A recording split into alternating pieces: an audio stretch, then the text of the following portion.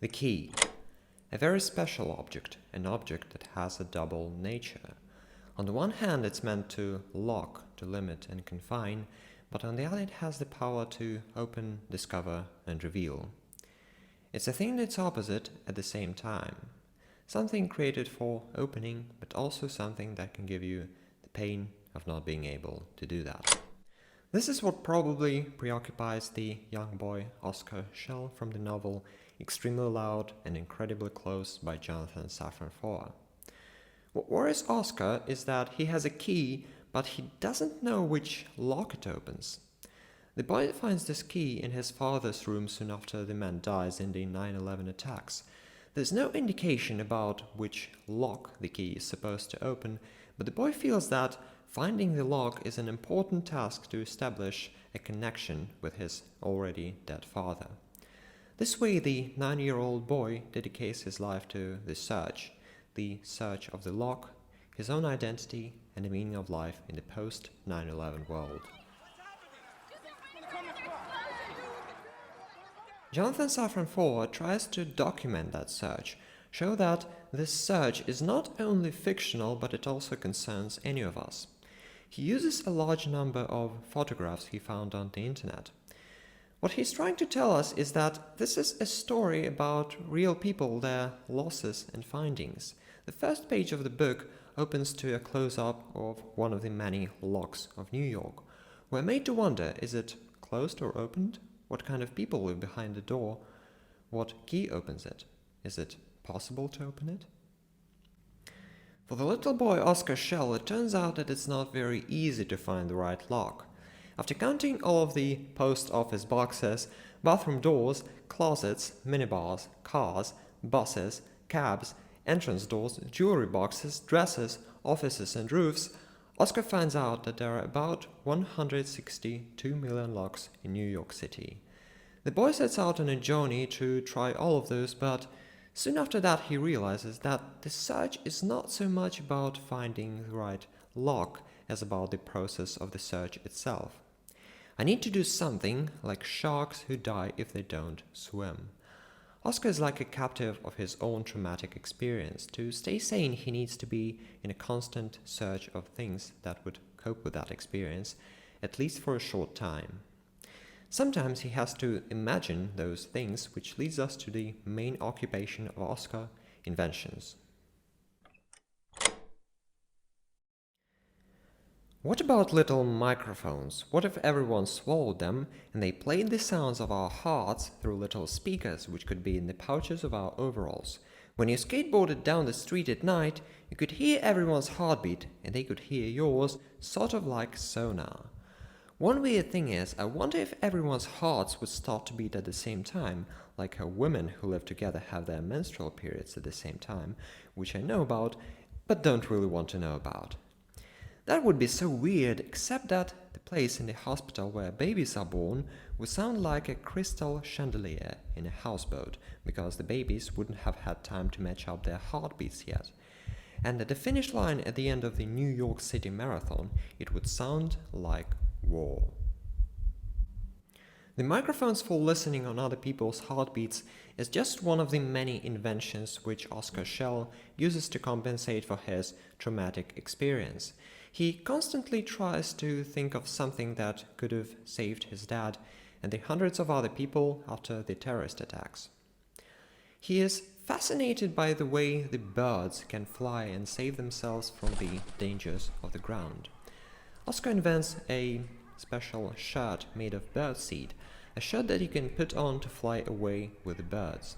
The boy wonders if that shirt would have saved the fallen man from the random photo of the tragedy that he's found. It might well have been his father, and the shirt for him is a desperate attempt to imagine a safe world where people don't have to die from falling off the buildings. And Oscar Schell is not alone in his endeavors. His search for a way to bypass the terrible experience is paralleled by someone else's search for Oscar himself and for the lost language of his youth. Oscar's grandfather, Thomas Schell, was born in Germany in the early 20th century, and being a very young person, he lived through the bombings of Dresden in 1945.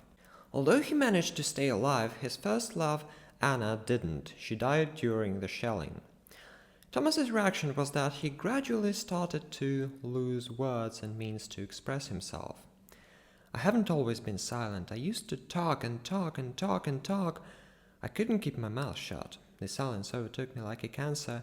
It was one of my first meals in America. I tried to tell the waiter, "The way you just handed me that knife, that reminds me of..." But I couldn't finish the sentence. Her name wouldn't come. I tried again. It wouldn't come. She was locked inside me. How strange, I thought. How frustrating, how pathetic, how sad. I took a pen from my pocket and wrote Anna on my napkin. Over time, Thomas was losing more and more words until in the end he couldn't say anything at all. To communicate, he would sometimes write sentences in his notebook and show it, but that wasn't always very reliable either, so in the end he just used yes and no tattooed on his palms. This is interesting because language itself seems to be a very unreliable tool of communication. Paul Valéry, in his essay Poetry and Abstract Thought, compared language with a light plank, which one throws over a ditch or a mountain crevasse and which will bear a man crossing it rapidly. But if, Valéry says, we try to stop and investigate the plank, we're surely going to fall down. This unreliability of language is probably what Thomas tries to resist, because instead of using the unreliable, ambiguous words, he limits himself only to the binary yes and no, just like a computer does, so he tries to turn his communication into a very expectable and reliable process. But this is also his tragedy. You cannot really convey the infinity of human meaning, emotions, and feelings without that unreliable, ambiguous language. Thomas also tries to replace the binary yes or no language with a cipher where each digit corresponds to a few different letters. This cipher makes communication even more complex, even more ambiguous. It turns out that 2 small pages of encoded text could result in a number of letters that is so ridiculously huge we can call it infinity. So the last resort for Thomas is to accept the ambiguity of the natural language and try to tell his already dead son about the whole world of feelings he has had but never managed to express because of never having seen his son. He writes a desperate letter, but the lines all get cluttered. They permeate each other, showing the impossibility to convey infinite emotion during a finite lifetime. So for Thomas, war is a way of not only destroying people, but destroying languages as well. The war shows itself in the novel not only in the Dresden bombings or 9/11 attacks, but also in the atomic bombings of Hiroshima in 1945.